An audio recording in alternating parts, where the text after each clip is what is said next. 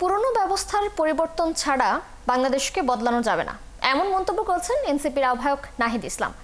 শুক্রবার নারায়ণগঞ্জে তিনি বলেন, সিস্টেমের বদল না হলে এনসিপি কোনো খেলাই অংশ নেবে না। অন্যদিকে দলটির সদস্য সচিব আক্তার হোসেন জানান, জুলাই সনদ কার্যকর করতে সংবিধান পরিবর্তন করতে হবে।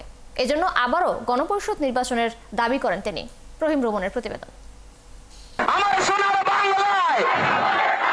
আদিল, আরমান, ইরফান, জামাল, তুহিন আর ৬ বছরের শিশু রিয়া গোপ সহ ২৪-এর গণ অভ্যুত্থানে ৫৪ জন শহীদের ভূমিতে এনসিপির জুলাই পদযাত্রা।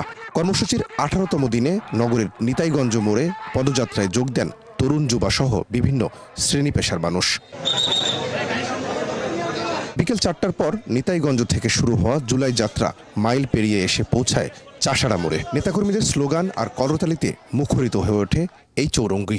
অস্থায়ী মঞ্চে বক্তব্য রাখেন কেন্দ্রীয় নেতারা। আওয়ামী লীগকে ফেরাতে ভারতীয় শক্তি একযোগে মাঠে নেমেছে বলে দাবি করেন তারা। বলেন, গণপরিষদ নির্বাচন দিয়ে সংবিধান পরিবর্তন না হলে প্রকৃত মুক্তি মিলবে না। বাংলাদেশের রাজনীতি ঠিক সেই মুহূর্ত থেকে পুনর্গঠন হবে, সেই মুহূর্ত থেকে বাংলাদেশ হবে বাংলাদেশ উইদাউট আওয়ামী লীগ। জুলাই সনদকে কার্যকর করতে অবিলম্বে গণপরিষদ নির্বাচন দিয়ে নতুন সংবিধান প্রণয়ন করতে হবে। দলটির আহ্বায়ক বলেন, হাসিনা দেশকে নারায়ণগঞ্জ স্টাইলে পরিচালনা করেছিল। মানুষ আর মাফিয়া সিস্টেমের সাথে খেলবে না বলেও খেলার নিয়মটাই পাল্টে দেওয়ার হুঁশিয়ারি দেন তিনি। এই মাফিয়া সিস্টেমের সাথে আমরা খেলবো না, এই পুরনো খেলায় আমরা অংশগ্রহণ করব না। এই পুরনো খেলার বিরুদ্ধেই গণ অভ্যুত্থান হয়েছে, আমরা রক্ত দিয়েছি, ফলে খেলার নিয়ম বদলাইতে হবে। কিন্তু আমরা জানি খেলার নিয়ম এখনো বদলায় নাই। নারায়ণগঞ্জে খেলা বন্ধ হয় নাই।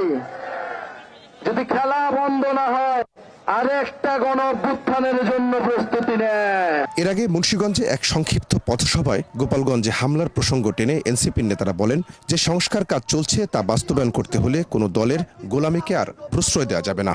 এই পথ চলা সবচেয়ে বড় ফ্যাসিস্টদের দোসরদের বিরুদ্ধে আমাদের অসংখ্য বাধা আসবে।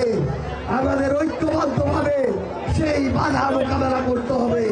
আমরা বিশ্বাস করি আমাদের এই লড়াইয়ে আমাদের মুন্সিগঞ্জের সাহসী সন্তানেরা যেভাবে জুলাইয়ে রাজপথে লড়াই করেছে, আগামীর বাংলাদেশেও সেভাবে লড়াই করবে। সেখানে নাহিদ ইসলাম বলেন, কাউকে দমন করে নয়, বরং সবাইকে নিয়ে বাংলাদেশ করবেন তারা। আমরা লড়াই করে যাচ্ছি, ইনশাল্লাহ আমরা সেই লড়াইয়ে জিতবো।